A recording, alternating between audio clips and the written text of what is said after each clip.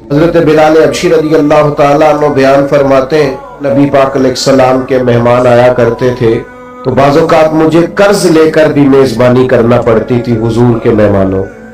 ایک یہودی تھے، انہوں نے مجھ سے کہا اس یہودی آدمی نے کہ یار ادھر ادھر سے جو قرضہ لیتا ہے تو مجھ سے لے لیا کر۔ کہتے اس نے قرضہ دیا، ایک وعدہ ہو گیا اتنے وقت کے بعد تمہیں پیسے دے دوں گا، ابھی وعدے میں 3 دن باقی تھے۔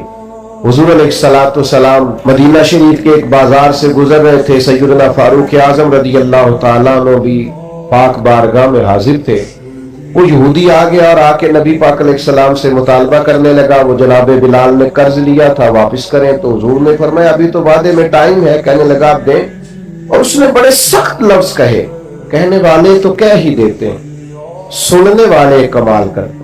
اس نے سخت جملے کہے۔ حضرت عمر نے تلوار پہ ہاتھ رکھ لیا، نبی کریم فرمانے لگے مسکرا کے، تو میں عمر جلدی نہ کر یار، یہ جو بے چینی ہے نا، بے قراری، آپ نہ لڑائی کر کے فتح نہیں حاصل کر سکتے، بحث کر کے فتح۔ آپ نے ایک بات کی، آپ کا مخالف 3 کرے گا، پھر آپ کو 6 کرنی پڑیں گی، پھر وہ 9 کر دے گا۔ اس نے ایک بات کی، آپ چپ رہیں، اس نے 2 کی، آپ چپ ہے، 3 کی چپ ہے، 4 کی، آخر میں وہ کہے گا اوے تو میں نے پاگل سمجھ لے، اب وہ بولتا کیوں نہیں؟ تو چپ رہ کے تو سامنے والے کو پاگل بھی کیا جا سکتا ہے۔ حضور فرمانے لگے عمر جلدی نہ کر یار، ٹھہر جا۔ حضور فرمانے لگے عمر اس طرح کر، فلاں جگہ پہ کھجوریں پڑی ہیں، اسے وہاں لے جا، تول تول کے دے کھجوریں۔ حضرت عمر کہتے ہیں میں انہیں ساتھ لے گیا، مجھے ذرا غصہ تھا، وہ نہ مجھ سے تھوڑی تھوڑی باتیں پوچھنے لگا، تو میں کھجوریں دے رہا ہوں، میں توجہ نہیں کر رہا۔ کہنے لگا عمر یار مجھ پہ جلدی نہ کر، میری بات تو سن۔ میں نے کہا بولے؟ کہنے لگا میں عام آدمی نہیں ہوں، تورات کا عالم ہوں۔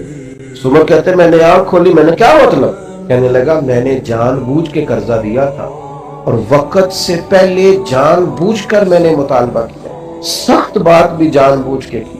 کہنے لگا میں نے اللہ کے آخری نبی علیہ السلام کی جتنی صفات تورات میں پڑھی تھی وہ ساری نبی پاک میں پائی جاتی ہیں۔ ایک صفت میں نے تورات میں یہ پڑھی تھی کہ جیسے جیسے کوئی جہالت کرتا جائے گا ویسے ویسے نبی پاک کا علم بڑھتا جائے گا، حوصلہ بڑھتا جائے گا، سرکار درگزر کرتے جائیں گے۔